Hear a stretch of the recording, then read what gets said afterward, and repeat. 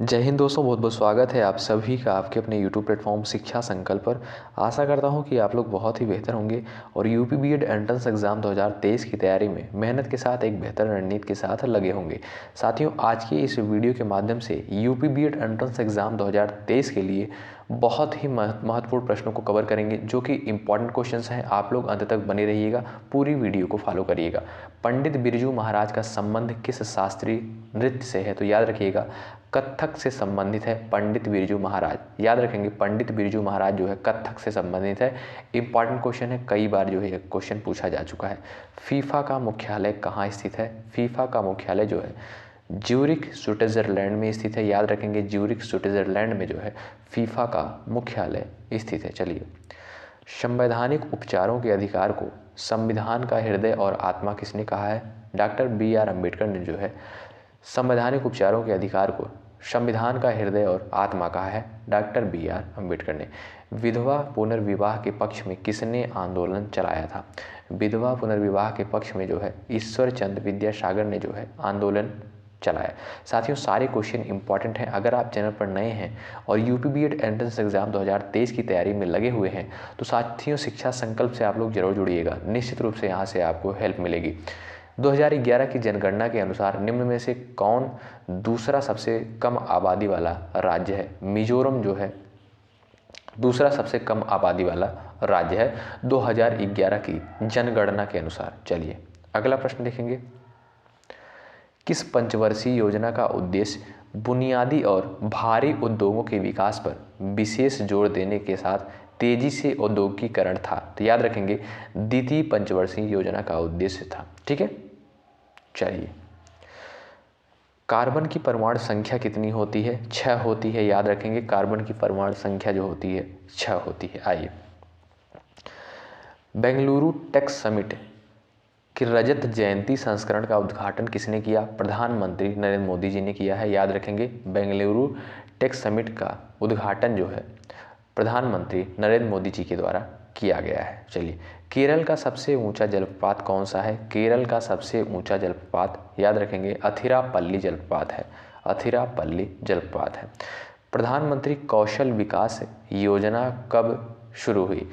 याद रखेंगे, 15 जुलाई 2015 से जो है इसकी शुरुआत होती है प्रधानमंत्री कौशल विकास योजना की। आइए, भारतीय चुनाव आयोग कौन चुनाव इसका जो है करवाते हैं? याद रखेंगे, भारतीय चुनाव आयोग जो है कौन से चुनाव करवाते हैं? राष्ट्रपति, उपराष्ट्रपति, संसद, राज्य विधानसभा के चुनाव करवाते हैं। याद रखेंगे, भारतीय चुनाव आयोग।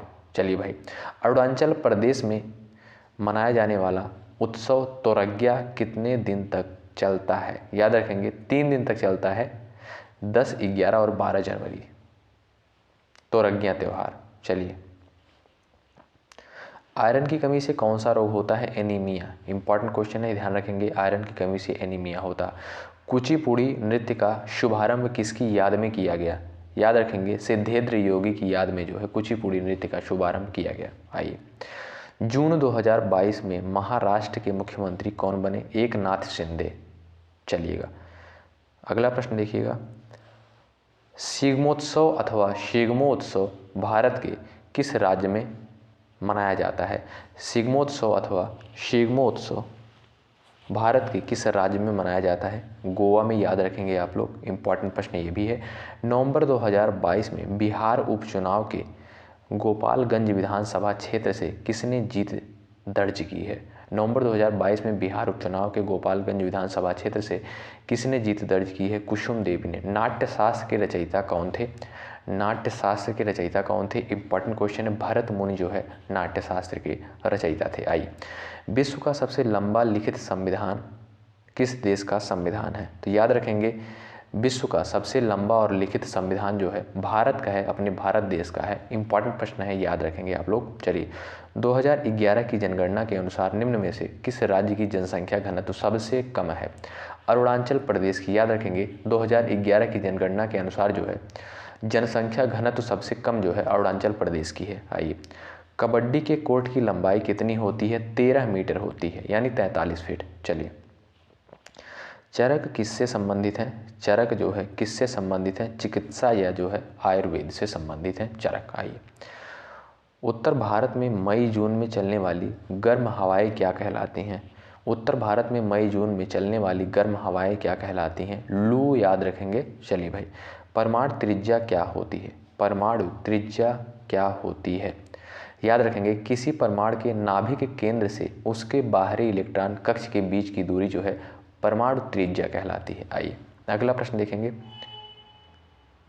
कौन सी फसल उत्तर भारत में खरीफ और दक्षिण भारत में रबी की होती है? तिल। याद रखेंगे, तिल। आइए भाई, अनुच्छेद 166 किससे संबंधित है? अनुच्छेद 166 किससे संबंधित है?